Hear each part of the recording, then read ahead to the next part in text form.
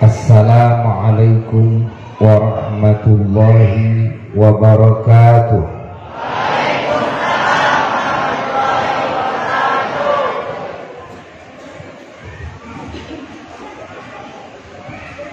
Bismillahirrahmanirrahim.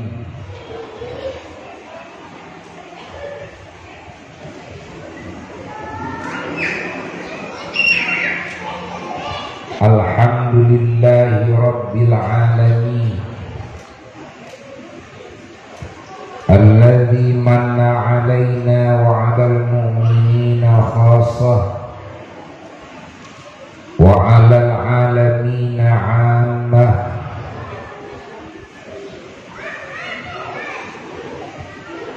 Biijadi wa izhari wa irsali nabihi wa habibihi wa rasulih wa safihi wa kalimihi wa khalilih sayyidina wa nabiyina wa habibina wa syafi'ina Muhammad rahmatihi lil alamin wa syafa'atihi lil khalqi ajma'in. Insani 'ainil wujud was-sabab fi kulli mawjud wal wasilah fi kulli syai'in mahmud.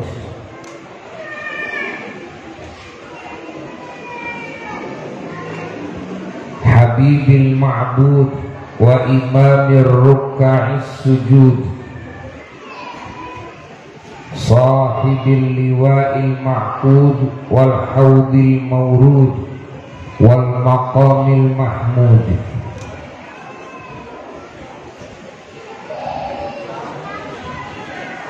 Sahibil maulidil a'zam wal maqamil afkhar,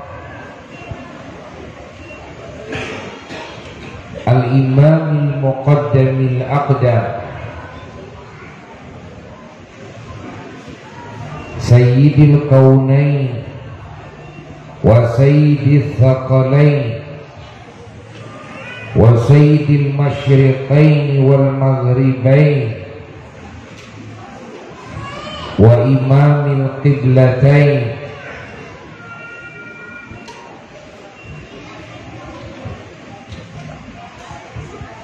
sahibi maqamil mahabbah wa maqamir ru'yah,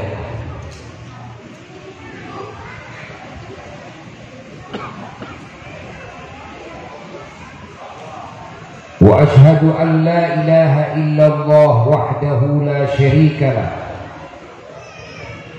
wa ashhadu anna sayyidana wa nabiyyana wa habibana wa syafi'ana wa qurrata a'yunina Muhammadan abduhu wa rasuluh wa khatamu anbiya'ihi fala nabiyya ba'dah. Allahumma salli wa sallim wa barik ala sayyidina Muhammad.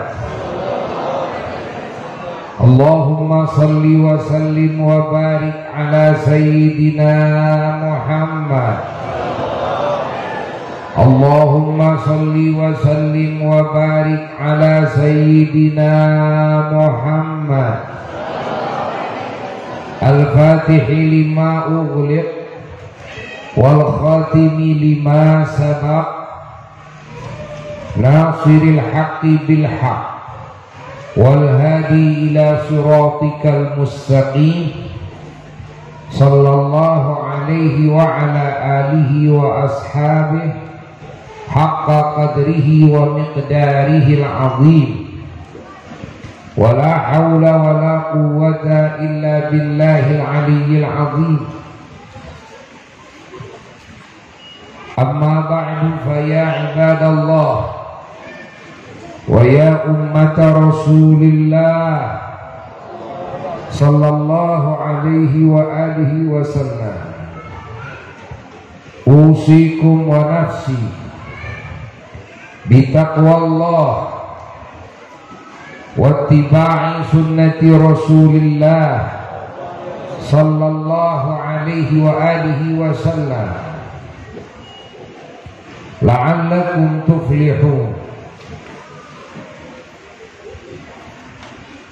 Hadirin hadirat para jamaah yang sangat dicintai dan yang sangat dimuliakan dimanapun berada, dan segenap ikhwan akhwat muslimin muslimat mukminin mukminat dimanapun berada, segenap umat baginda Nabi besar Muhammad sallallahu alaihi wa alihi wasallam, wabil khusus para habaib, para ulama, para asatid, para da'i, para muallim, para murabbi yang mulia, terkhusus keluarga besar Pondok Pesantren Al-Mukhlis Banjara, keluarga besar pendiri pesantren Kiai Haji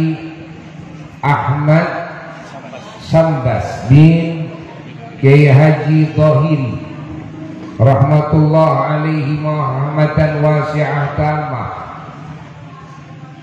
dan juga pengasuh di Pondok Pesantren Al-Mukhlis ini, yaitu Al-Ustaz Ad-Da'i Ilallah Abu Najib hafizahullah ta'ala wa ra'ah wa atalallahu umrah wa mata'anallah bituli hayati, dan keluarga besar beliau. Alhamdulillah, di siang hari ini kita semua dikumpulkan oleh Allah di majelis yang insya Allah menurut zon kita bahwa majelis ini majelis yang dicintai oleh Allah, majelis yang diagungkan oleh Allah, majelis yang diridhai oleh Allah, dan yang diamalkan oleh kita, baik yang hadir maupun para panitia dan keluarga besar Pondok Pesantren dalam mewujudkan acara seperti ini. Insya Allah ini amal ini semua amal-amal yang soleh, dan niat-niatnya niat-niat yang mulia.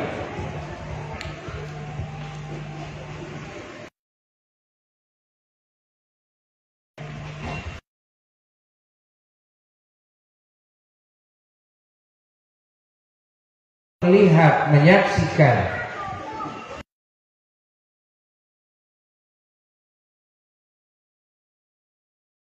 ini adalah betul-betul majelis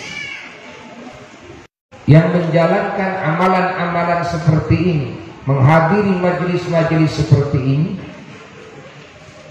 adalah sedang menjalankan apa yang Allah dan Rasulnya perintahkan. Maka Tuhan Al-Fakir dan kita semua juga harus menyangka berat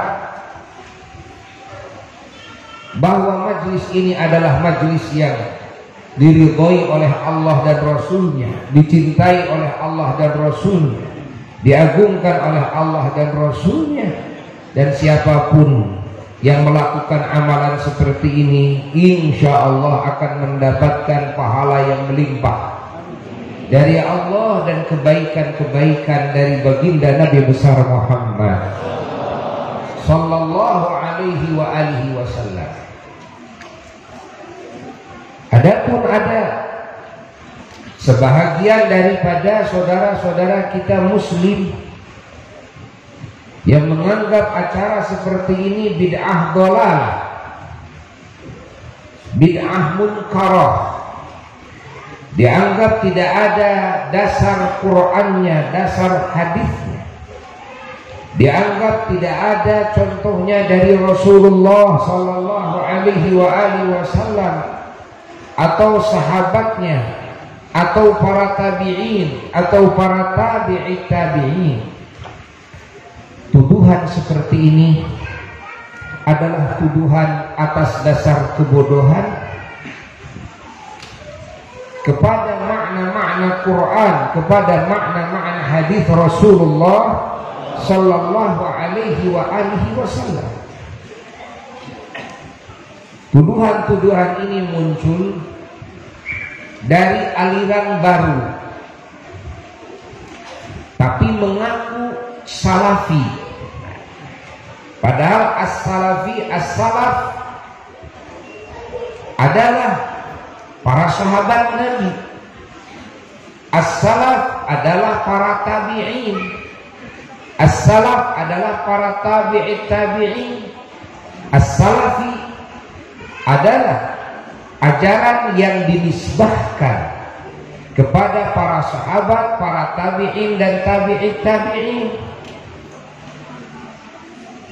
Namun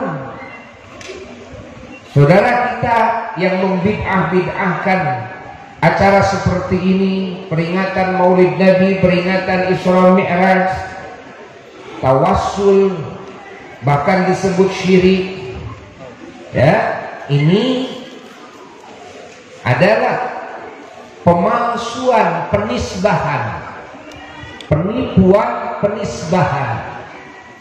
Mereka menipu, ingin mengelabui umat Islam agar umat Islam percaya bahwa aliran mereka sesuai dan mengikuti ajaran para sahabat, para tabi'in dan tabi'it tabi'in. Namun kalau ditelusuri dan dibuktikan bahwa ajaran mereka jauh panggang daripada api, tidak sesuai dengan ajaran para sahabat, para tabi'in dan para tabi'it tabi'in. Baik dari sisi akidah ada yang menyimpang, maupun dari sisi fiqhiyah, urusan-urusan yang berkaitan dengan fiqh.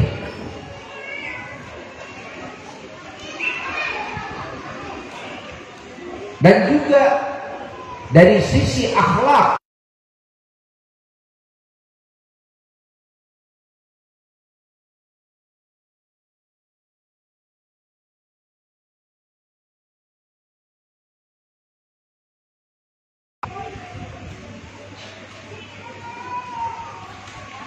Pahami oleh kita, ketahui oleh kita munculnya yang mengaku dengan salafi.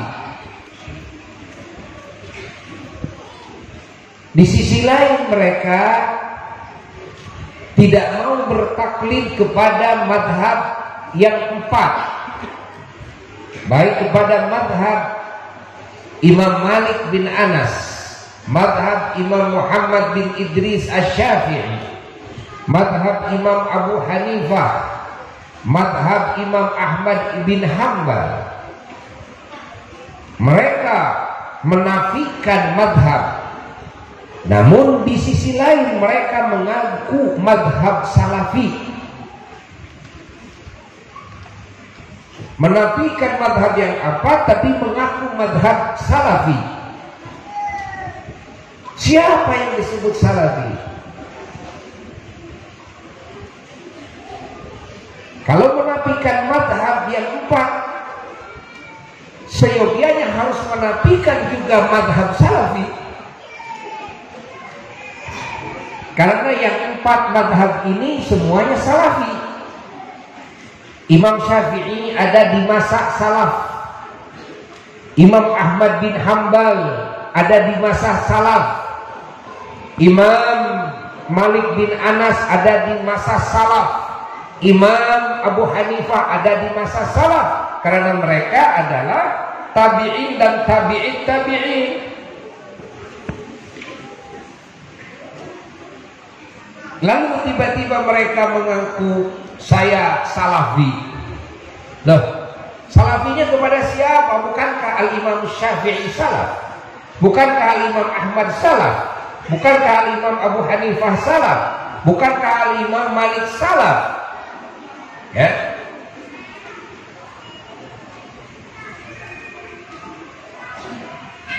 Ini kekeliruan-kekeliruan yang tidak diketahui oleh umumnya umat Islam. Kalau para ulama-ulama ahli sunnah wal jamaah bikin merek pesantrennya as-salafi, as-salafiyah, benar. Karena manhajnya mengikuti salaf. Urusan fikihnya mengikuti salaf, urusan akidah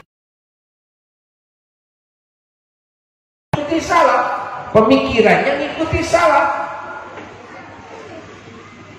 Nah sekarang ada yang merusak nama baik salaf, kan?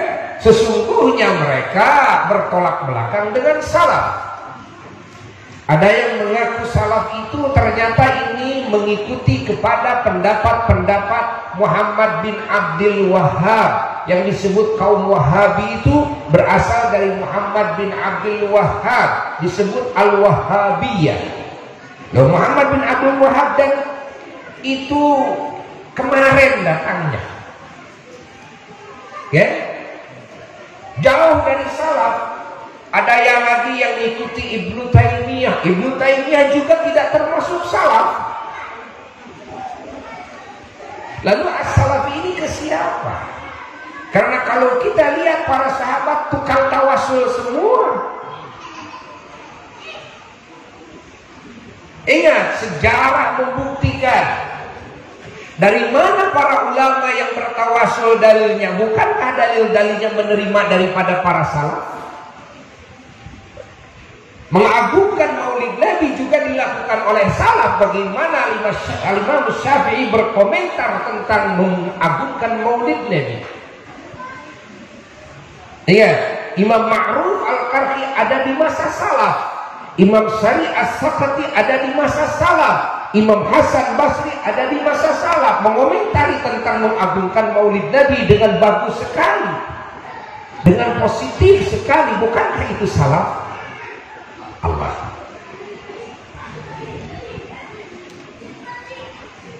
Lalu dalam akidahnya mereka mengaku salafi, tapi jauh berbentrokan dengan salaf. Mereka menganggap bahwa Allah di aras, Allah di langit, yakni zat Allah di aras dan Allah di langit. Padahal semua ulama salaf tidak ada yang punya akidah seperti itu. Ingat, para ulama-ulama salaf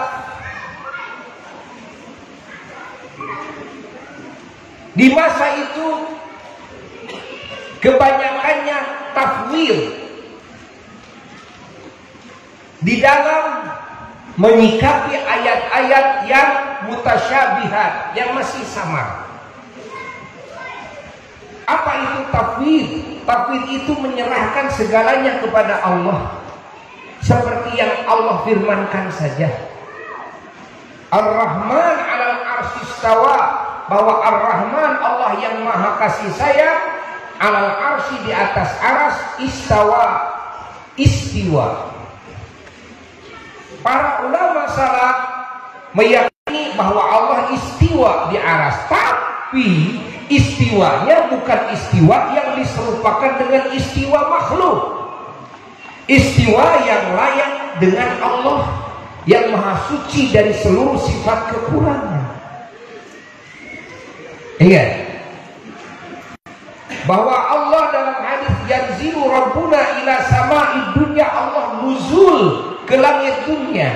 Para salaf kebanyakan tafwid menyerahkan kepada Allah apa yang dikehendaki oleh Allah, bahwa Allah yanzilu yakni nuzul ke langit dunia, namun dengan nuzul yang layak kepada Allah, yang tidak boleh diserupakan dengan nuzulnya makhluk.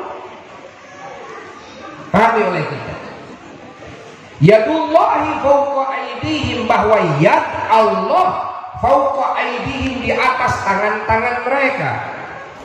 Benar bahwa Allah Subhanahu wa taala memiliki yad, namun yad yang tidak boleh dimaknai dengan tangan yang diserupakan dengan makhluk. Ingat,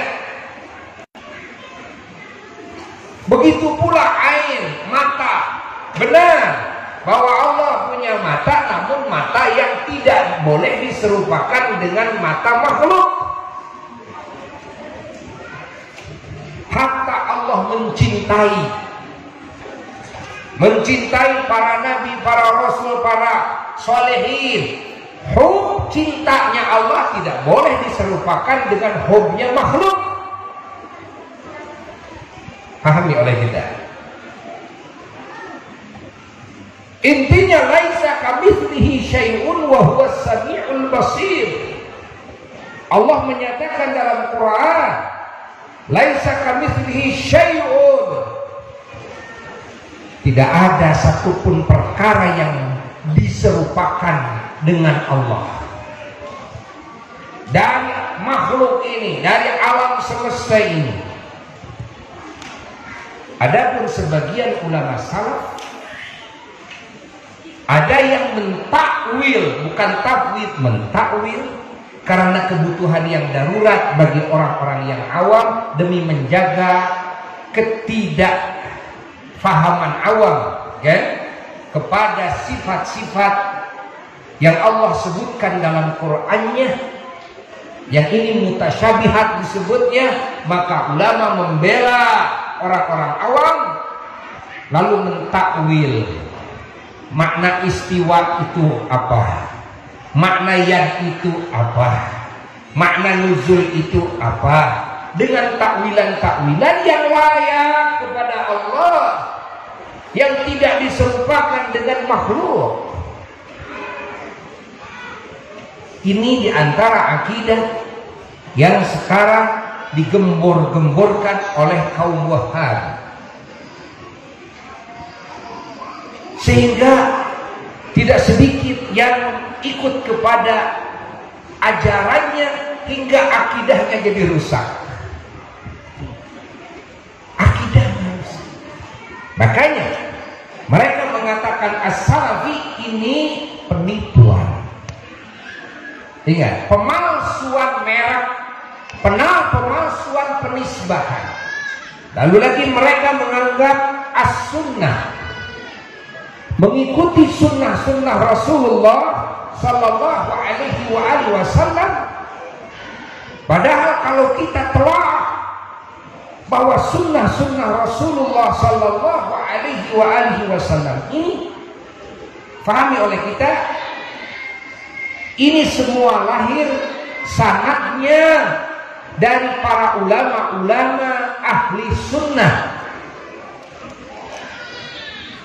ulama-ulama ahlul hadis, dan ulama-ulama ahlul hadis seperti Al-Imam Bukhari, Al-Imam Muslim, Al-Imam At-Tirmidzi, Al-Imam An-Nasai, Al-Imam Ibnu Majah, Al-Imam Baihaqi, Al-Imam Hakim, Al-Imam Bazzar, Al-Imam Malik bin Anas, dan sebagainya para ahli hadis. Ini adalah ahlus sunnah. Ini semuanya ahlul hadis, dan ternyata mereka, kalau kita lihat, mereka ahli tawassul, ya, dan mereka bermadhab kepada salah satu madhab yang 4. Ini ahli sunnah yang disebut sunnah bermadhab. Imam Bukhari saja bermadhab kepada Imam Syafi'i, bayangkan.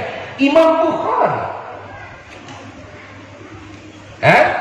Pahami oleh kita semua, ahli hadis ini bermadhab. Allah. Pahami oleh kita. Maka Al-Faqir Abuya mengajak kepada semua umat Islam agar semuanya fokus belajar kepada para ulama-ulama ahli sunnah wal jamaah yang sudah jelas terang keilmuannya. Ingat, karena di Indonesia ini tidak terhitung ulama ahli sunnah wal jamaah. Di dunia ini tidak terhitung ulama ahli sunnah wal jamaah.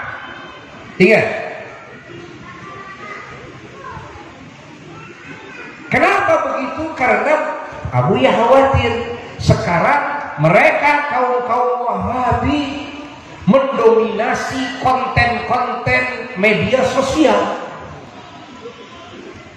Sementara sekarang manusia di zaman kita hampir 90% hidupnya itu kebanyakan di dunia maya, bukan di dunia nyata. Bener nggak? Nenek-nenek, kakek-kakek juga pegang HP, selalu update FB dan sebagainya. Tidak heran kalau mereka kaum Wahabi, ingat, mereka mendominasi mengisi konten-konten media sosial. Tapi alhamdulillah sekarang para ulama-ulama besar di berbagai negara semuanya bangkit mengisi konten-konten YouTube dan sebagainya. Bagi kita, jangan sampai kita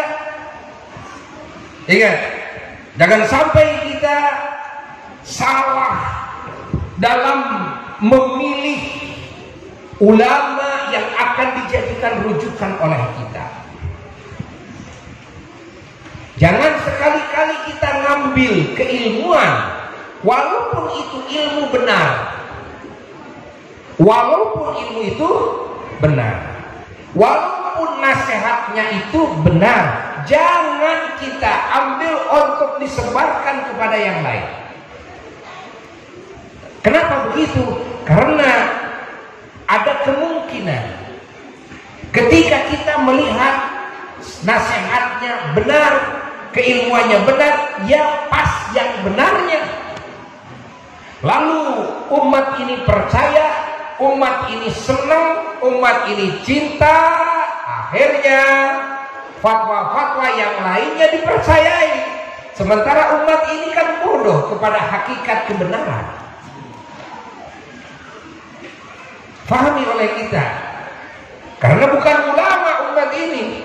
Kalau ulama bisa memilih, ini benar, ambil, sama dengan saya. Ini salah, ya salah, yang salah, dan tidak dianggap benar. Tapi kalau orang awam, kalau sudah percaya dan sudah cinta, yang salah juga, dia tidak tahu bahwa itu salah. Dia terlanjur percaya, akhirnya diterima yang salah juga. Ini yang menjadi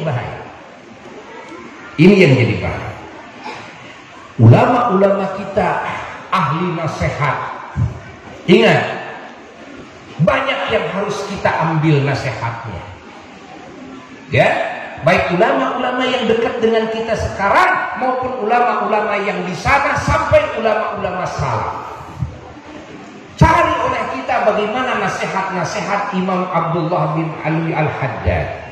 Cari nasihatnya Al-Imam Asy-Syafi'i. Bagaimana nasihatnya Imam Ahmad bin Hanbal. Bagaimana nasihatnya Imam Malik bin Anas. Bagaimana nasihatnya Al-Imam Al-Ghazali. Bagaimana nasihatnya Syekh Abdul Qadir Al-Jailani. Bagaimana nasihatnya Al-Imam An-Nawawi. Bagaimana nasihatnya, banyak sekali.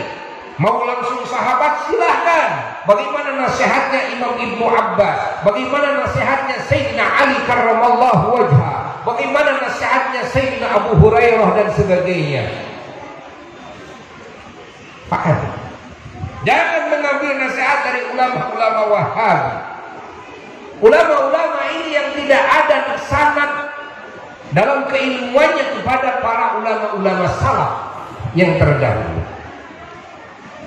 Pahami, apalagi dari ustaz-ustaz sekarang yang pahamnya dia Wahabi, walaupun itu benar. Jelas? Jelas tidak? Hati-hati. Ya, kita harus hati-hati sekali. harus hati-hati sekarang. Ini mah benar, pokoknya yang benar ambil saja, kan? Tapi kamu tidak tahu mana yang salah. Ini khawatirnya karena kamu tidak bisa membedakan mana yang benar mana yang salah. Ketika yang benar kamu ambil lalu kamu percaya, sudah percaya apalagi seneng, sudah cinta, datang nanti fatwa yang salahnya kamu terima juga. Ini yang terjadi. Yang terjadi sekarang yang seperti ini. Maka harus hati-hati memesantrenkan anak, harus hati-hati. Di pesantren mana kita harus memesantrenkan anak kita? Kita harus telaah dulu. Ini kemana ini arahannya, sanad keilmuannya kemana ini pesantren? Apakah pesantren ini ke ulama ahli sunnah wal jamaah, ya, ataukah kepada ulama-ulama yang di luar ahli sunnah wal jamaah? Catat oleh kita. Mereka berusaha menyebarkan pemikiran-pemikiran, fatwa-fatwa yang datangnya dari ulama-ulama mereka. Ulama-ulama mereka. Bagaimana fatwa Ibnu Taimiyah, bagaimana fatwa Muhammad bin Abdul Wahhab, kan? Ada lagi fatwa Muhammad Abduh. Ini kan orang awam tidak tahu siapa itu. Ada lagi fatwa Jamaluddin Al-Afghani. Apalagi ada lagi fatwa kesininya. Di antaranya siapa? Bin Baz. Ada lagi fatwa Syekh Utsaimin. Ya? Ini yang kesininya, ya? Kesininya. Ada lagi yang kesininya fatwa siapa? Ustadz Piranda.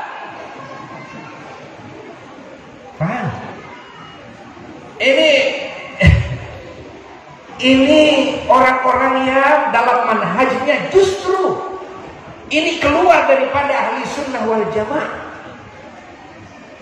ya.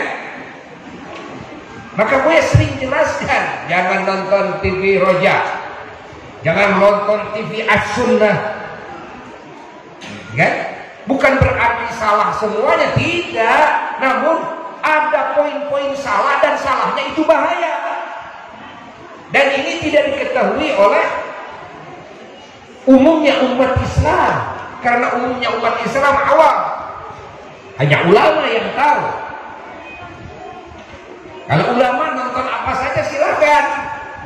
Karena ulama tahu, bisa membedakan mana yang benar, mana yang salah. Catat oleh kita. Ya, ada lagi fatwa siapa? Bahasa lama. Ada lagi yang lain. Nah, catat.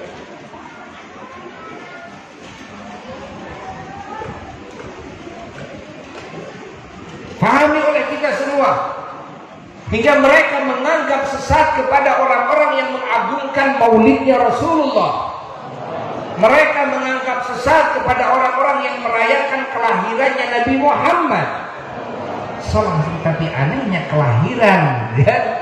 Kelahiran selain kelahiran Nabi Muhammad, hatta kelahiran dirinya atau si A dan si B dirayakan, ya, dan tidak dianggap bid'ah. Tapi kelahiran Nabi Muhammad itu bid'ah, dolalah. Inna lillahi wa inna ilaihi raji'un. Tawassul syirik,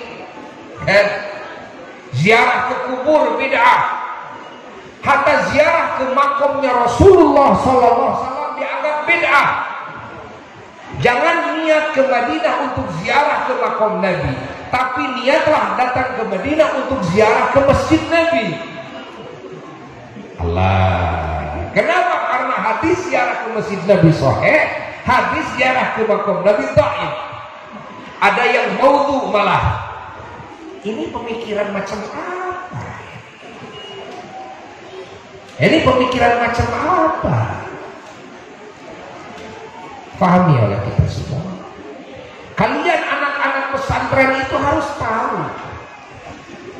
Dan kalian umat Islam yang sudah dididik oleh ulama ahli sunnah wal jamaah dari dulu, kalian harus tahu bagaimana perkembangan sekarang. Maka harus hati-hati, harus hati-hati, harus hati-hati. Karena sekarang konten-konten di YouTube, ya, di internet sudah dipenuhi oleh pemahaman-pemahaman yang di luar ahli sunnah wal jamaah. Ya, maka jangan berani-berani mengklik ketika saya mau bertanya. Tanyakan ke Google. Jawabannya menurut ini siapa itu? Lihat. Ternyata ini Syekh, pemimpinnya Wahabi ini. Pemimpin Wahabi ini. Di dalam urusan-urusan fikih pun juga tidak sedikit yang nyeleneh. Disebut akur dengan madhab Imam Malik, tidak. Masuk akurkan dengan madhab Imam Abu Hanifah, tidak. Akurkan dengan madhab Imam Ahmad, tidak. Akurkan dengan madhab Imam Syafi'i juga tidak.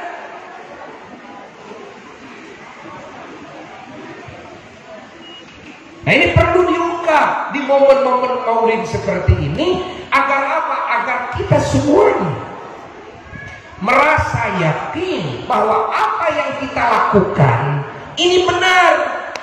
Ketika ada yang membid'ah-bid'ahkan, dan yang membid'ah-bid'ahkan itulah ahli bid'ah. Kenapa? Karena membid'ahkan kepada sesuatu yang hakikatnya tidak bid'ah, maka perilaku membid'ahkan itu adalah bid'ah. Paham? Jelas? Membid'ah-bid'ahkan kepada sesuatu yang pada hakikatnya tidak bid'ah, maka pembid'ahan itu adalah hakikatnya bid'ah.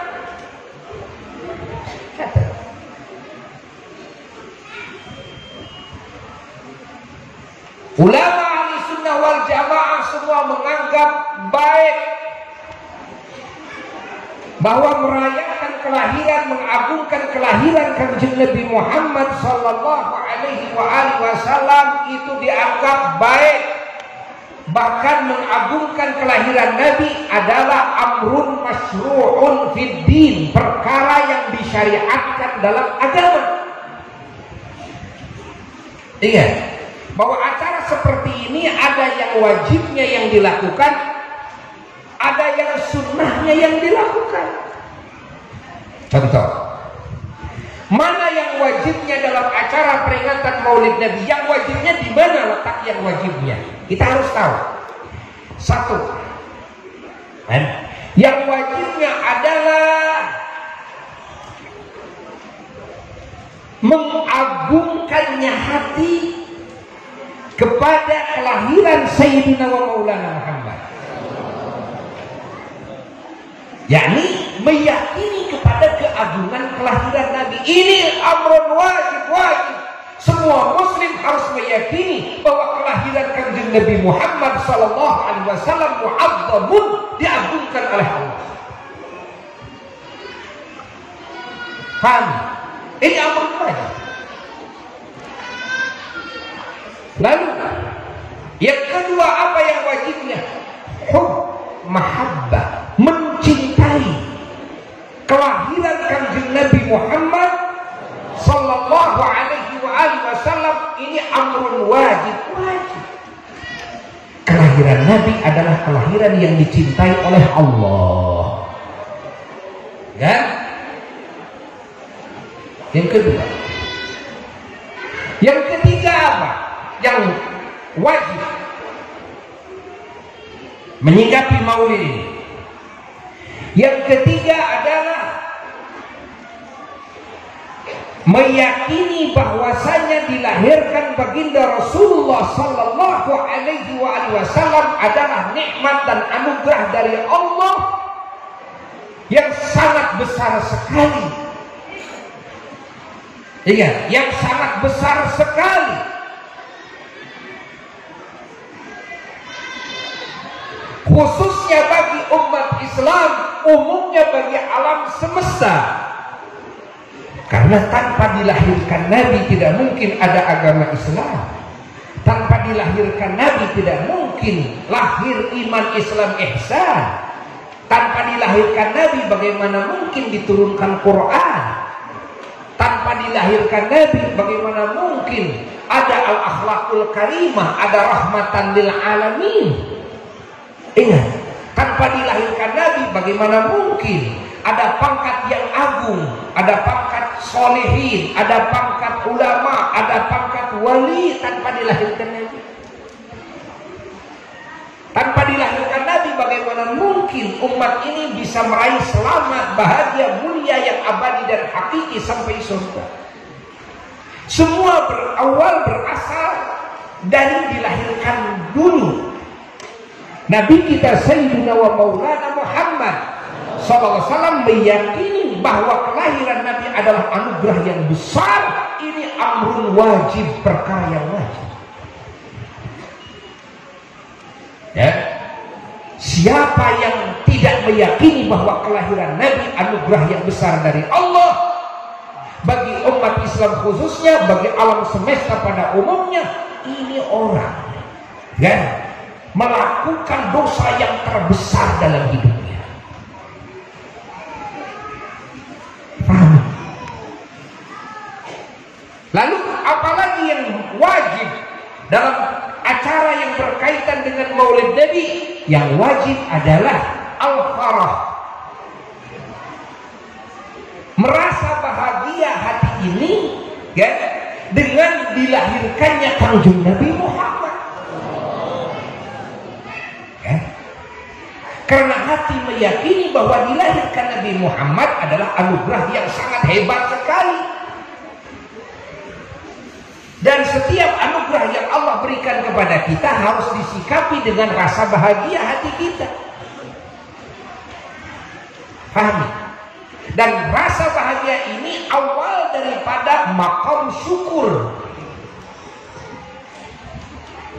Tidak bisa kita masuk kepada maqam syukur kalau tidak diawali dulu dengan rasa bahagia atas karunia Allah, atas nikmat dari Allah.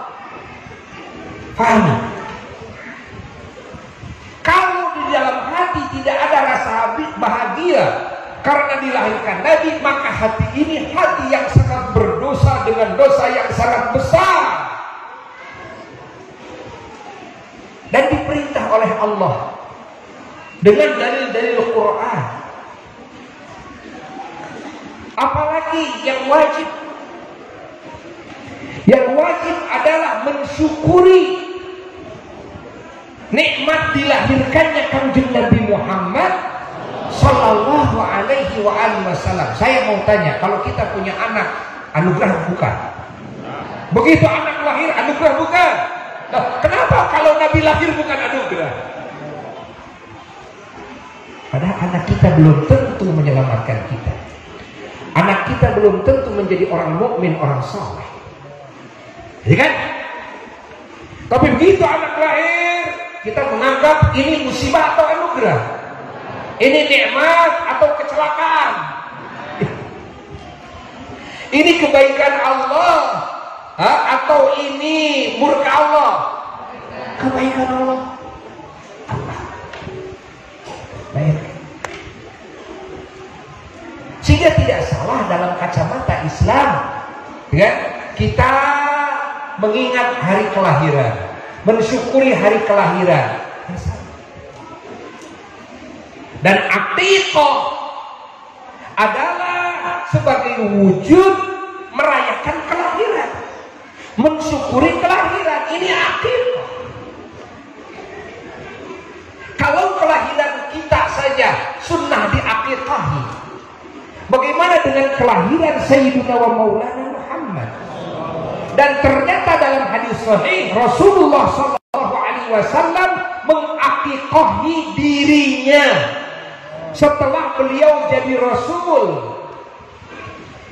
Padahal semua ulama tahu bahwa aqiqah itu hanya satu kali, tidak dua kali. Padahal dalam riwayat disebutkan bahwa Nabi ketika dilahirkan sudah diakikahi oleh kakeknya Sayyid Abdul Muttalib. Lalu kenapa Rasul mengakikahi lagi setelah jadi Rasul? Apa itu akikah? Akikah itu mensyukuri kelahiran. Nabi sendiri yang memberi contohnya.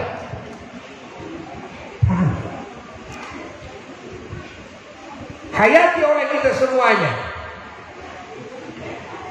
ketahui oleh kita semuanya.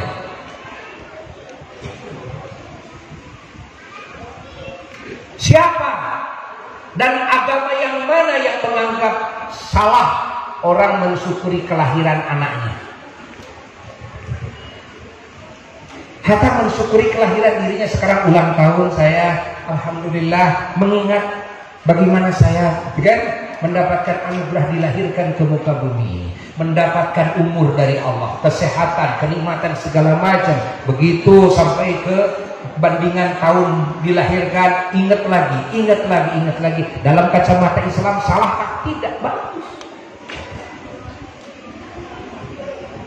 Makanya sangatlah salah sekali kalau kelahiran Nabi malah diabaikan, kalau kelahiran Nabi malah dilupakan, kalau kelahiran Nabi malah dihinakan. Malah orang yang mengagungkan kelahiran Nabi malah dianggap bid'ah dolalah. Orang yang merayakan kelahiran Nabi malah dianggap bid'ah dolalah. Orang yang mensyukuri kelahiran Nabi malah dianggap bid'ah dolalah. Makanya dalil yang enteng saja, kalau ada yang membid'ahkan, mengadakan acara Maulid Nabi, tanyanya satu begini pertanyaannya supaya enteng, ringkas. Apa pertanyaannya? Bagaimana anggapan kamu kepada kelahiran Kangjeng Nabi Muhammad SAW? Apakah kelahiran nabimu ini anugerah, nikmat atau bukan? Enteng kan? Tidak mungkin umat Islam mengatakan bukan anugerah, nggak mungkin. Jawabannya apa? Anugerah. Sekarang kalau jawabannya anugerah, kan? Bukankah kita diperintahkan mensyukuri anugerah? Jawab.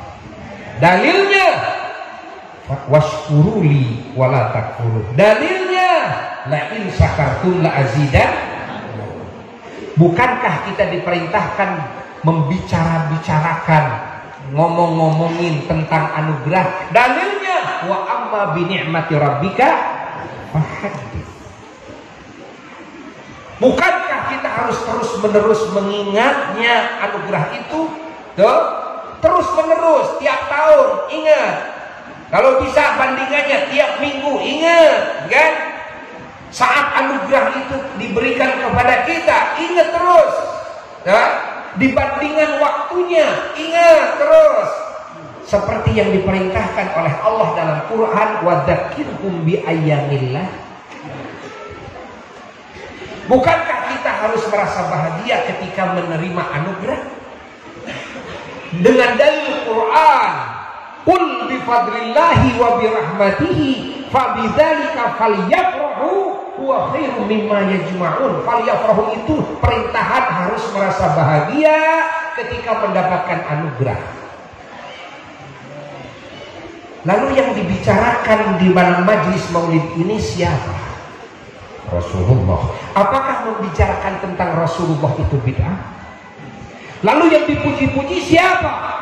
Rasulullah. Apakah yang dipuji-puji Rasulullah ini memuji-mujinya bid'ah? Yang dikenali adalah sosok keagungan Rasulullah SAW. Apakah mengenali sosok keagungan Rasulullah SAW adalah bid'ah? Mendengarkan tentang sejarah kebesaran Kangjeng Nabi Muhammad SAW, apakah mendengarkannya bid'ah? Sementara hari-hari kita sering nonton film, dengar dongeng itu ini, yang itu adalah dusta kebanyakannya. Itu adalah bikin-bikinan kebanyakannya. Kenapa Anda menyenangi sesuatu yang memang tidak ada contohnya dari Nabi? Malah ketika mengingat Nabi, mendengar dongeng tentang Nabi, malah kamu menganggap bid'ah. Umat Islam di mana-mana sering nonton film itu, film ini, dongeng itu, dongeng ini, dongeng si Rawi, dongeng si Andi Jago Tutugan, dongeng si Buta dari Gua Hantu, ada film Korea dan sebagainya, ada film Bratayuda, ada film apa lagi? Dan sebagainya dan sebagainya. Kamu tonton, kamu dengar, kamu hayati. Inna lillahi wa inna ilaihi raji'un. Sementara dalam majelis maulid yang didongengkan nabimu, yang dipuji nabimu tentang keagungan nabimu, kenapa tiba-tiba menjadi bid'ah? Ini kan orang bodoh saja, tidak mungkin lah orang bodoh saja tidak ngerti ini. Orang bodoh saja akan ngerti. Nugeroke cagerheula. Nugeroke cagerheula. Makanya Asafiraku menceritakan Nabi sendiri, bahagia semuanya mensyukuri kelahiran Nabi sendiri menjadi bid'ah. Ini mustahil kan orang Islam seperti ini. Ini pemikiran dari mana ini datang? Dari mana ini? Ulama ahli sunnah wal jamaah semua menganggap baik. Ingat, ada yang wajib, ada yang sunnah. Yang wajibnya sudah dikatakan barusan, termasuk apa? Merasa bahagia. Termasuk apa? Syukur. Ini hukumnya wajib. Ini hukumnya wajib. Ada lagi yang wajib, ada yang wajib. Apa? Mengenali satu, kerasulan Nabi, sifat-sifat kerasulannya. Dua, sifat-sifat Nabi. Ingat, tentang Nabi yang disebut oleh Allah dalam Quran. Berapa banyak dalam Quran Allah menceritakan sifat-sifat kebesaran Nabi. Bahwa Nabi itu bukan sekedar Rasul, tapi Nabi itu laqad kana lakum fi Rasulillah uswatun. Ini lain lagi, beda lagi dengan masalah kerasulan. Lalu Allah mengatakan wa innaka la'ala khuluqin azim. Ini lain lagi dengan sifat kerasulan. Lalu laqad ja'akum rasulun min anfusikum azizun 'alaihi ma 'anittum harisun 'alaikum bil mu'minina raufun rahim. Ini tidak berbicara tentang sifat yang wajib ada yang adanya di Rasul. Lalu laqad manallahu 'alal mu'minin id ba'atsa fihim rasulan min anfusihim yatlu 'alaihim ayatihi wa yuzakkihim wa yu'allimuhumul kitaba wal hikmah wa in kanu min qablu fi dhalalin mubin. Ini konteksnya tidak menceritakan sifat-sifat yang wajib adanya di para rasul. Ingat, karena yang wajib ada di para rasul amanah, siddiq, fatonah, tabligh, gitu kan? Lalu wa ma arsalnaka illa rahmatan lil alamin. Kan? Menceritakan rahmatan alamin ini keluar konteksnya daripada sifat yang wajib yang ada jadi para rasul. Lalu disebutkan, ya, inna arsalnaka apa? Syahidan. Terus Rasulullah disebut syahidan, Rasulullah disebut basyiran, Rasulullah disebut nadhiran, Rasulullah disebut wada'iyan ila Allah bi'idzni wa sirajan munira. Rasulullah disebut nur.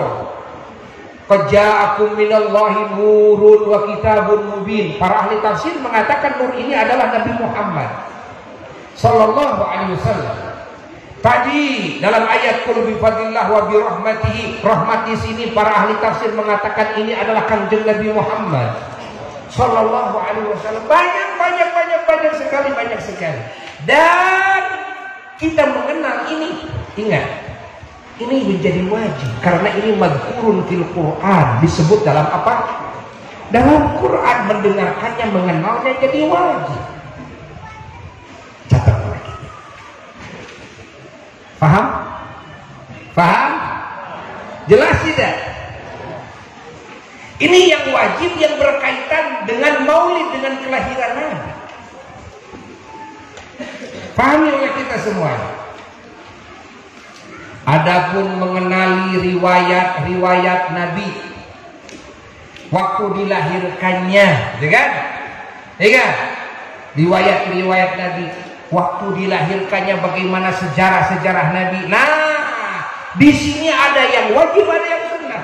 Yang berkaitan dengan hadis-hadis yang sahih menjadi wajib, yang berkaitan dengan hadis dhaif menjadi sunnah. Sementara kitab-kitab maulid di dalamnya penuh dengan sejarah Nabi yang dasarnya Quran jadi wajib, yang dasarnya hadis-hadis yang sahih mutawatir jadi wajib, dasar-dasarnya hadis sahih jadi wajib, ada yang dasarnya hadis dhaif jadi sunnah.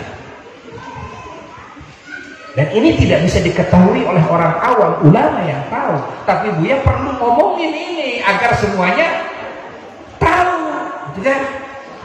Kalau nggak ada ulama yang membuka hal-hal yang berkaitan dengan masalah ini, nanti umat ini semakin bingung. Ini mana yang benar? Yang suka mengagungkan Maulid Nabi atau yang meninggalkan Maulid Nabi, yang membid'ahkan Maulid Nabi, mana yang benar, gitu kan? Kalau mereka saja ya, yang membid'ahkan lalu memakai dalil Quran dan hadis, padahal salah di dalam memakai hujah-hujah tersebut, kan? Apalagi kita yang punya banyak dalil, punya banyak contoh, kan? Paham? Maka ketika para ulama diam, ini berbahaya bagi akidah umat, berbahaya ini bagi agama umat. Harus ada salah seorang minimal ulama-ulama yang mengungkap masalah ini, ya. Maka Buya sewaktu-waktu kadang-kadang membuka masalah ini, mengungkap masalah ini, apalagi di hadapan para santri, jadi kan, di hadapan para santri. Lalu ini yang wajib, jelas ini wajib, jelas. Mana yang sunnah? Yang sunnahnya banyak. Baca sholawatnya sunnah. Ini sunnah, baca sholawat dalam majelis maulid hukumnya sunnah. Ingat. Lalu memuji-mujinya hukumnya sunnah. Ingat. Ini sunnah ini, ya. Lalu apa di sini ada sodakohnya hukumnya sunnah. Lalu di sini ada baca Quran sunnah. Lalu ada berdoa sunnah. Banyak sunnah. Sekarang yang haramnya yang mana? Karena bid'ah itu kalau disebut bid'ah dhalalah artinya haram. Sekarang yang haramnya mana? Hah? Coba lihat.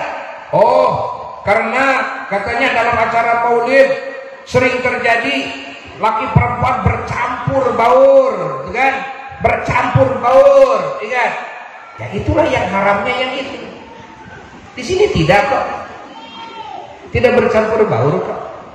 Dan kebanyakan maulid Nabi begitu, tidak bercampur baur. Ingat, kan? Lalu yang disebut bercampur juga di sini tidak disebut haram semua. Karena ada saatnya orang bercampur itu tidak haram. Ya? Ada saatnya bercampur tidak haram. Boleh jadi dia bercampur dengan mahramnya. Ya? Boleh jadi dia ketika bercampur karena darurat tempatnya, umpamanya. Contoh di Masjidil Haram bagaimana tidak bercampur? Orang yang tawaf di pinggirin kita wanita yang bukan mahram, pinggirin istri kita laki-laki yang bukan mahram, ini berjubel, sudah berusaha pisah jauh, ya begitu lagi.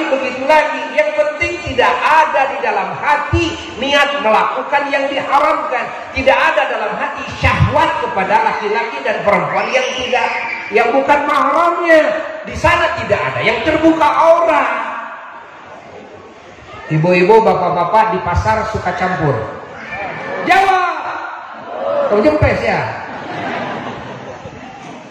Di pasar sok campur kara. Di mall sok campur kara. Di angkot sok campur kara. Alhamdulillah. Apakah mau dihukumi haram mutlak? Belum. Fikih itu fleksibel. Ya durul hukmu, kan? Hukum ini beredar ma'illatihi beserta alasan-alasannya. Apakah kalian meyakini alasannya alasan yang mendorong kepada dosa? Kalau begitu kalian suudzon. Ini harus tabayun dulu. Harus tabayun dulu dong. Ya? Nggak boleh dikatakan yang bercampur juga ini haram. Enggak. Catat oleh kita semua. Tapi kan ada yang maulid itu terbuka orangnya. Ya yang terbukanya, yang tertutupnya ya enggak. Itu namanya salah pribadi. Itu namanya dosa individu. Jangan diuniversalkan oleh kita bahwa majelis maulid semuanya jadi bidah munkar gara-gara ada wanita seorang yang tidak pakai kerudung. Yang pakai gak pakai kerudung juga tidak semuanya salah, tidak semua dianggap dosa, kan? Malah Buya kan dalam acara maulid suka dikhususkan perempuan, maulid khusus perempuan, laki-laki tidak boleh ada yang hadir. Perempuan, kan? Di sana supaya yang terbuka kerudungnya, yang sengaja dibuka juga tidak dosa. Silakan.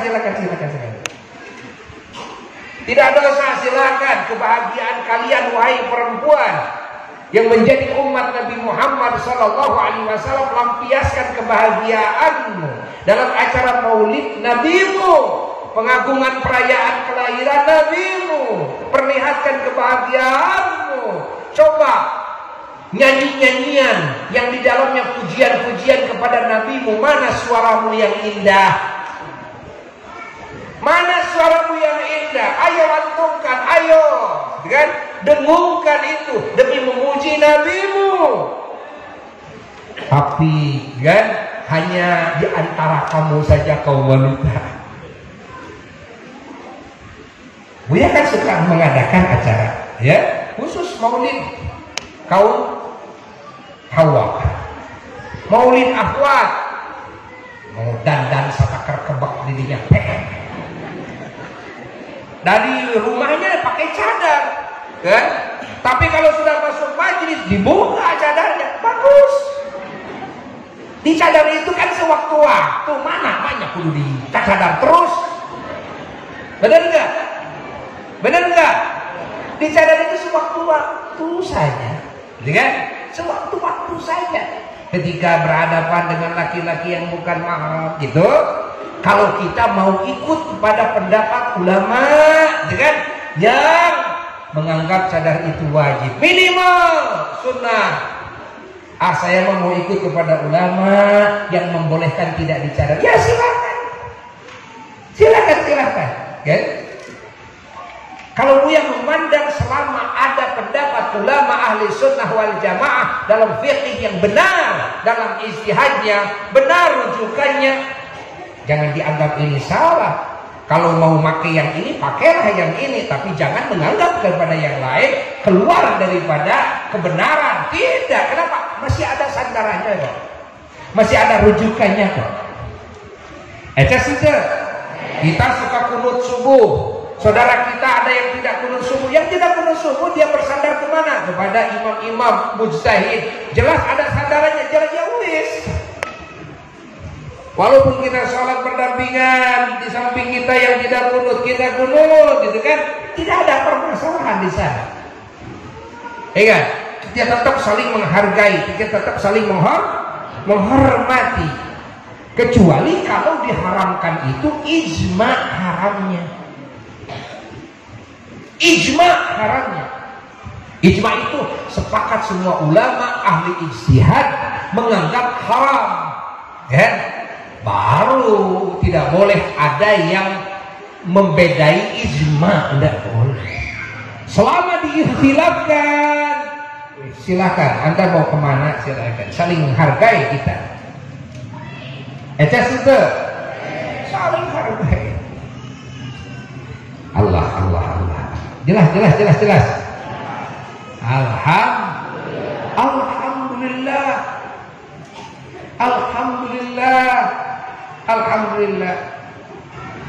Alhamdulillah. Lalu nisbat kepada kiai, dai, mubalik yang menyampaikan keilmuan. Ilmu ini juga ada dua. Ada ilmu yang wajib, ada ilmu yang sunnah disampaikan. Ya? Bahkan ada yang jaiz disampaikan. Kalau kita ulama berbicara tentang perkara-perkara bicara hukum yang berkaitan dengan yang wajib, maka mendengarkannya juga jadi wajib. Yang mencari ilmunya jadi wajib. Melangkahkan kaki ke sini majelis ilmu jadi wajib. Ketika menyampaikan hal-hal yang sunnah, maka mendengarkannya juga jadi, yang datang ke sini jadi itu fleksibel. Yang dibicarakan perkara yang jaiz, wajib tidak, sunnah tidak, maka mendengarkannya juga jaiz, kan? Menghadirinya juga jaiz. Paham? Kalau yang dibicarakan ternyata menceritakan aib orang lain, menjelek-jelekan orang lain, menggibah orang lain umpamanya, nah maka ini ya hukumnya haram. Mendengarkannya juga haram, menghadirinya juga haram. Lalu ada pertanyaan ke Buya. Buya, tadi Buya dan Buya sering menyebutkan bahkan namanya orang, lalu ini menyebutkan kesalahan dan kesesatannya. Apakah ini termasuk kepada gibah? Tidak semua gibah itu diharamkan, bahkan ada yang diwajibkan. Nah, diwajibkan gimana? Ketika ada seseorang yang membawa pendapat dan pendapatnya ini sudah keluar dari kebenaran, maka kita wajib memberitahu kepada umat supaya umat tidak terpengaruh oleh itu, bahwa si anu pahamnya begini, tidak boleh diikut.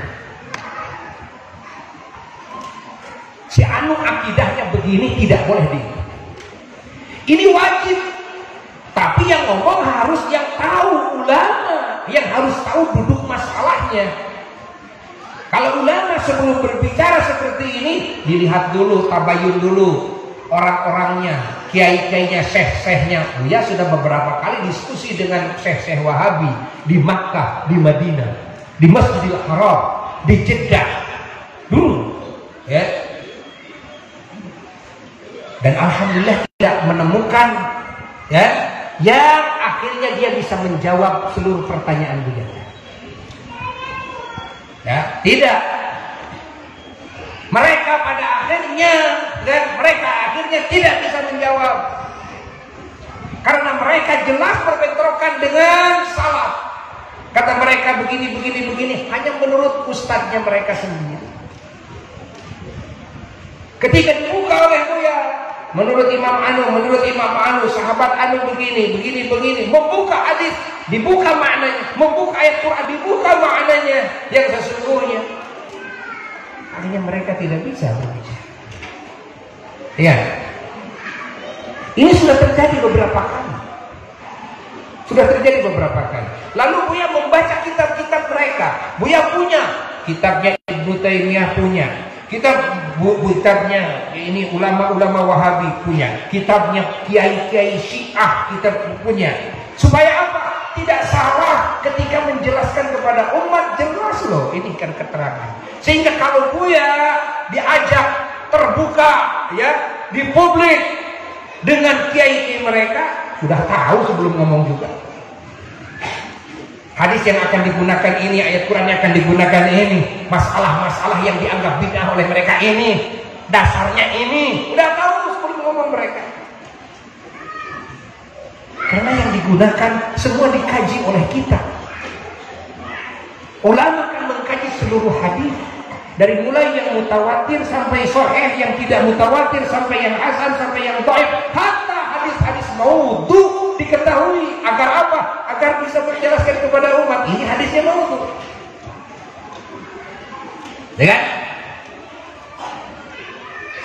Begitu pula dalam tafsir, kita baca dulu tafsir semuanya, dan semua para ahli tafsir kita baca kitabnya semua. Bagaimana ahli tafsir, kan? Dari mulai para sahabat Nabi, Imam Ibnu Abbas, bagaimana tafsiran Imam Ibnu Mas'ud, bagaimana tafsiran imam-imam dari sahabat, bagaimana tafsirannya para tabi'in tentang ayat ini, tentang kalimat ini, bagaimana tafsirannya para tabi'in, bagaimana tafsirnya Imam Malik, bagaimana tafsirannya Imam Abu Hanifah, bagaimana terus sampai kepada ulama ahli tafsir yang menyusun tafsirnya, bagaimana pendapat Imam Qurtubi, bagaimana pendapat Imam Jalaluddin As-Suyuti, bagaimana pendapat Imam Ibnu Katsir, bagaimana semua ahli tafsir Tafsirnya kita punya kok semuanya. Kita lihat, kita baca, kan? Poin-poin yang berbeda di sini kita baca, kita lihat. Begitu pula dalam fikih. Kalau berbicara fikih, ulama tentu menguasai semua fikihnya mazhab yang 4. Hatta di Simpang sekarang anak-anak santri itu kalau sudah kelas 5 sudah masuk kepada pengkajian pemahaman al-madzahib, madzahibul arba'ah, mazhab yang 4. Harus tahu. Nah, ini versi mazhab Imam Syafi'i sudah lewat dari kelas Tamhidi sampai kelas 5 itu terus menguasai. Kalau kitab-kitab Imam Syafi'i dan mazhab Syafi'i itu sampai kelas 7, kelas 8 juga terus dikaji sampai kitab-kitab yang besar. Tapi mulai beranjak mengetahui, mengenal masalah-masalah fikhiyah menurut mazhab-mazhab yang lain. Agar apa? Kan? Agar bisa nanti ya mengklarifikasi, memposisikan umat, karena ulama jadi kiai, jadi dai, jadi pengajar itu tidak selamanya di masyarakat yang bermadhabkan Syafi'i. Buya sering keliling ke berbagai negara, masuk ke sini madhabnya Hanafi, masuk ke sini madhabnya Maliki. Ya kita ikut dengan mereka agar tidak berbenturan. Agar tidak berbenturan, ya. Bukan salah culu, bukan. Tapi Buya niat bertaklid kepada imam ini, kita tahu agar tidak berbenturan, dijaga kita ukhuwah persaudaraan. Di sini memang daerah ini, kan, masyarakatnya berhadap Maliki, kita sudah tahu bagaimana wudunya, bagaimana nanti dalam qadiyah ketetapan hukum-hukum fikih dalam hal-hal yang lainnya. Memang begitu. Kalau ulama memang begitu. Tapi kalau orang awam tidak bisa begitu. Orang awam itu kapan selesainya ngaji madzhabul arba'ah, ngaji mazhab Imam Syafi'i saja tidak selesai-selesai, ngajinya jarang. Ditambah lagi kalau datangnya suka kapanerian, ditambah lagi tidak bawa rekaman, tidak bawa tulisan, tidak menulis, ditambah lagi kan dengan pelupa pohon, ditambah lagi kalau pulang nggak pernah diingat-ingat lagi, ya kan? Bener nggak? Bener nggak? Ditambah lagi banyak bolos, ada banyak tambahnya, plus. Mau sampai kapan? Makanya sudah Indonesia ini pada dasarnya pokoknya dari leluhurnya bermadhabkan madhab Imam Syafi'i dalam urusan fikih. Ya kan? Akidahnya Asy'ariyah, ya. Tasawufnya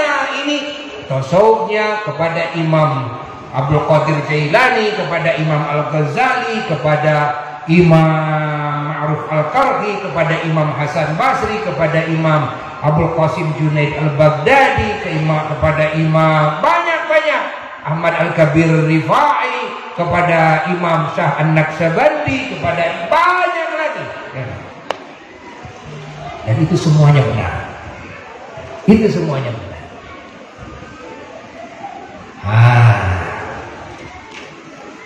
Nah, di sini Buya perlu menjelaskan. Mudah-mudahan kalimat ini manfaat. Ya.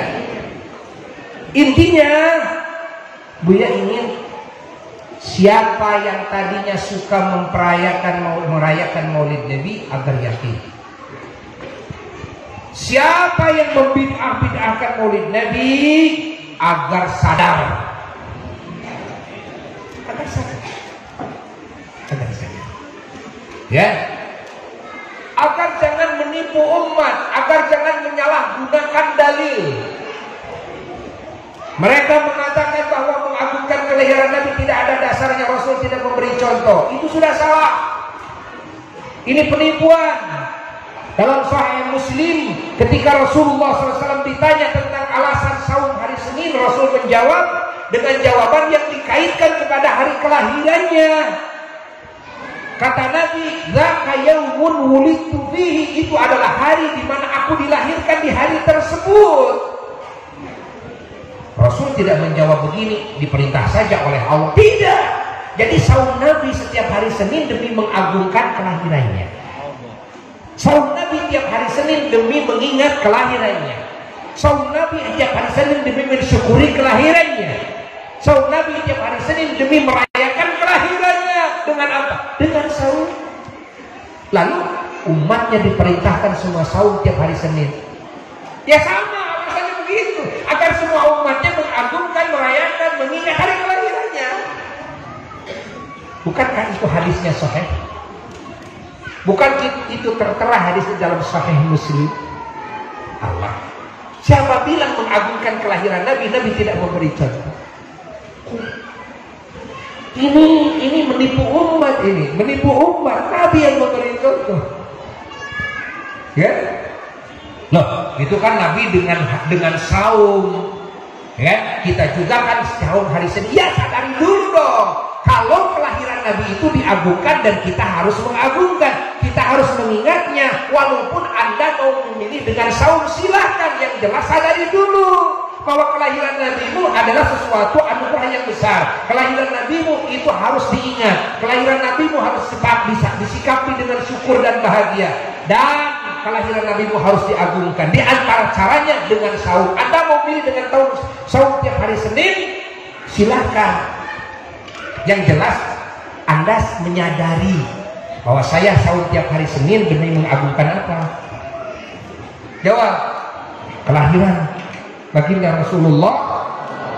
Karena Rasul dilahirkan pada hari Rasulnya sendiri ditanya alasan saum hari Senin, menjawab karena dilahirkan pada hari tersebut. Kan? Jawab. Paham? Jelas? Ada yang berkata, ya kalau begitu saya taslim, saya terima, saya sadar bahwa kelahiran Nabi agung dan saya siap mengagungkannya, tapi saya mah dengan cara saum, ya. Lalu menurut saya kalau dengan cara kumpulan seperti ini, ya kan, ini masih bid'ah menurut saya. Kalau dengan saum tidak. Innalillah, ini namanya kebodohan. Anda ngaji itu tidak pakai usul fikih, tidak pakai kaidah-kaidah fikhiyah. Saum itu urusan fikih.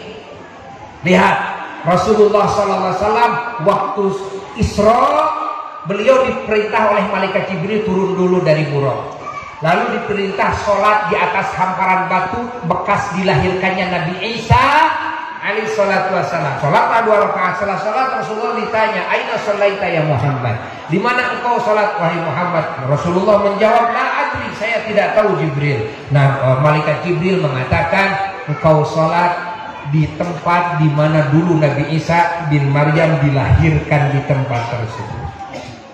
Jadi sholatnya Nabi diperintahkan oleh malaikat Jibril, dan malaikat Jibril itu jelas yakin diperintah oleh Allah. Karena malaikat Jibril bukan pembikin syariat, ya kan? Artinya Rasulullah sholat 2 rakaat di atas batu tempat kelahiran Nabi Isa agar menghormati, memuliakan, mengingat tempat dilahirkan Nabi Isa. Apa? Tempat. Kalau hari Senin, waktu dilahirkan Nabi kita. Kalau Bethlehem, di sana di Palestina, tempat dilahirkan Nabi Isa. Ternyata tempat dilahirkan seorang Nabi itu memang dimuliakan. Dengan cara apa waktu itu Rasul diperintahkan? Dengan cara sholat. Sementara sholat adalah amalan yang lengkap serba ada. Benar nggak? Bacaannya ada, gerakannya ada, khusyuknya ada, zikirnya ada, tasbihnya ada, Qur'annya ada, salawatnya ada, doanya ada dalam sholat?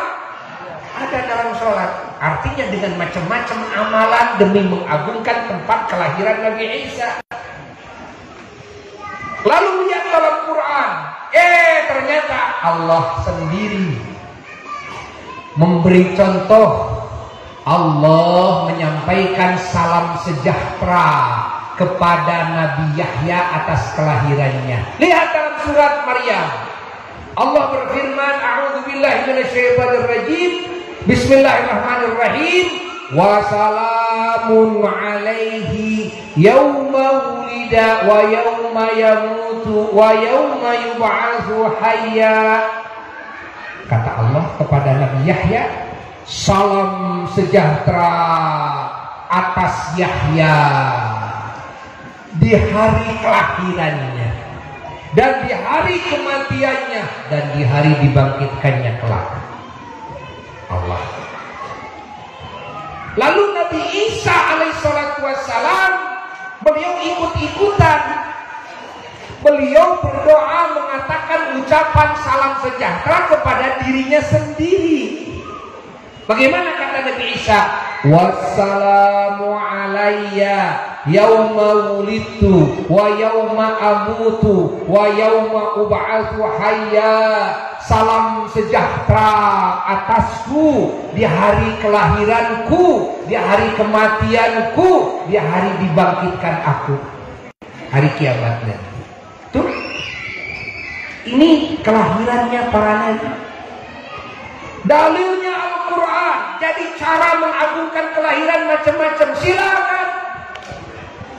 Dengan amal soleh apapun, sepakat semua ulama ahli usul fiqih mengagungkan sesuatu yang diagungkan oleh Allah dengan cara amal-amal yang diagungkan oleh Allah. Mau saum, mau sholat, mau sedekah, mau sholawat, mau apa saja, termasuk amalan-amalan yang diadakan oleh umat Islam. Kebiasaannya dalam mengagungkan dan merayakan kelahiran Sayyidina wa Maulana Muhammad sallallahu alaihi wa alihi wasallam. Sah semuanya. Ini sepakat ini ulama ahli usul. Makanya kalau ada yang tidak sepakat berarti dia tidak mengaji ilmu usul fikih. Dia bodoh kepada ilmu usul fikih. Tinggal begitu. Eces? Jelas? Alhamdulillah sudah dulu segitu. Karena Buya mau mengejar lagi, terbang lagi ke jadwal yang lain. Mudah-mudahan kalimat ini manfaat ya, khusus bagi Buya dan bagi siapapun yang mendengarkannya.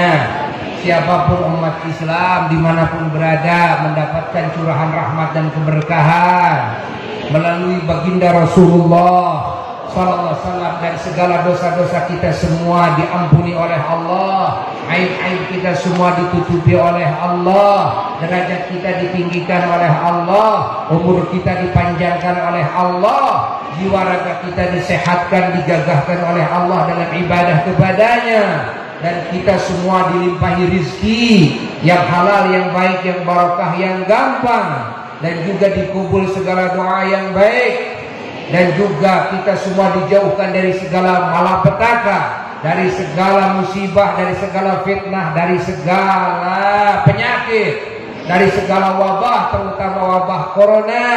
Dan semoga di akhir hayat mendapatkan husnul khatimah, dan mendapatkan husnul khatimah, di akhir hayat mendapatkan husnul khatimah, mendapatkan syafaat dari junjungan alam Sayyiduna wa Maulana Muhammad sallallahu alaihi wasallam. Kita semua kelak dikumpulkan dengan beliau di alam barzakh, dan ketika bangkit dari alam barzakh sampai di surga bersamanya, dijauhkan dari siksa Allah, dijauhkan dari murka Allah, dijauhkan dari bencana hari kiamat, dijauhkan dari fitnah kubur, siksa kubur, diselamatkan dari pertanyaan malaikat munkar nakir di kubur. Di sisa hidup kita oleh Allah kita dijaga dari godaan setan, dijaga dari kejelekan hawa nafsu, dijaga dari tipuan dunia, diselamatkan dari kejahatan makhluk, dijauhkan dari buruk-buruknya takdir.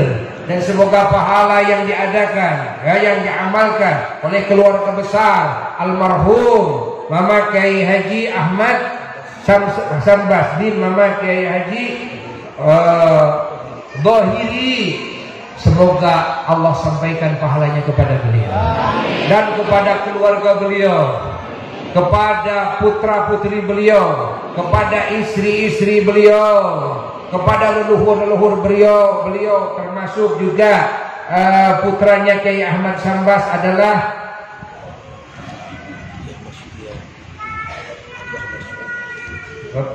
Bapak Haji Ahmad Sutia. Bapak Haji Ahmad Sutia, dan juga Bapak Haji Sofian binti Ahmad Sambas, juga Ibu Nunung binti Haji Ahmad Sambas, dan Haji Mahmud Supriyadi, dan juga Kiai Haji Tata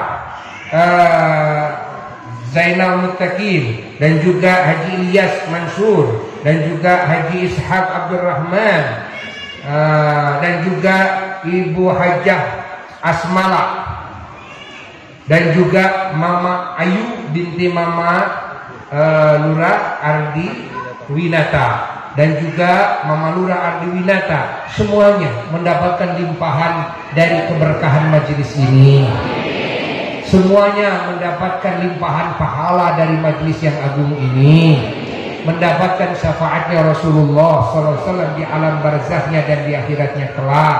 Dan semoga pesantren Al-Mukhlis ini oleh Allah dijadikan pesantren yang Allah ridhai, yang Allah cintai, yang Allah penuhi dengan keberkahan dan rahmat, yang Allah penuhi dengan hidayah dan taufiknya, yang Allah penuhi dengan penguatan-penguatan darinya.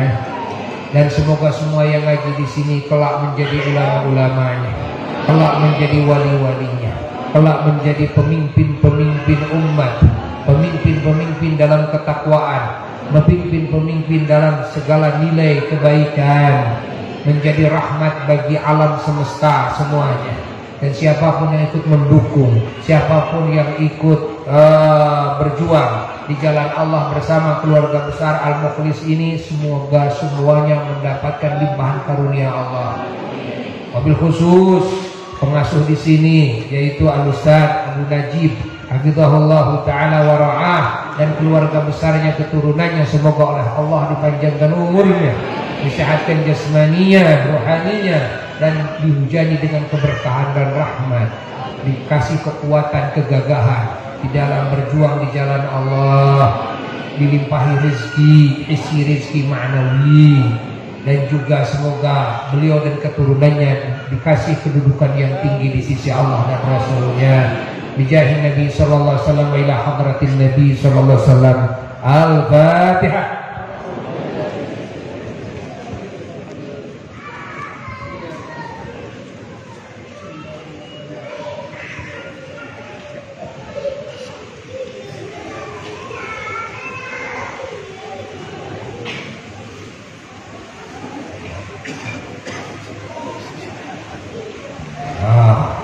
Ada yang keliwat minta doa untuk Ibu Yulia Maliani binti Kiai Haji Tata yang sekarang sedang sakit.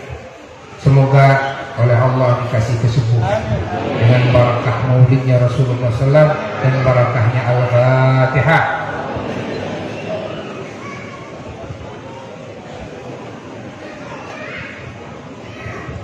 Sekian yang bisa Buya sampaikan. Mohon maaf dari segala kekurangan. Bahagia semuanya tidak? Alhamdulillah, panjang umur semua, dikabul semuanya. Ketemu lagi di waktu ya yang akan datang. Wassalamualaikum warahmatullahi wabarakatuh.